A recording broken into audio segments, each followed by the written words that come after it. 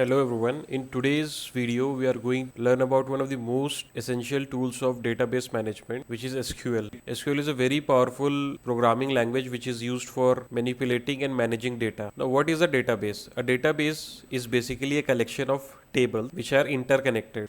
And now what are tables? Tables are basically structured representation of data, meaning data similar to spreadsheet, the data that we see in the row and the columns in a spreadsheet. Now what are CRUD operations? CRUD stands for create, read, update and delete. These operations help us manage the data within a database. Now SQL operates through various statements like the select statement, insert statement, delete statement and so on.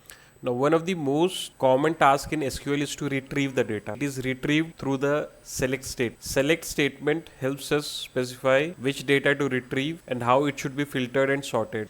Apart from just retrieving the data, SQL also allows us to manipulate the data. We can use insert statement to insert new data, update statement to update the already existing data, and the delete statement to delete the existing data. SQL helps us perform a wide range of operations from simple data manipulation to very complex ones. Whether you are a beginner or experienced developer, understanding SQL is the key to work with databases effectively. If you found this video helpful, don't forget to like, share and subscribe for more content. If you have any questions or topics that you want us to cover in the future, let us know in the comment section. Thanks for watching.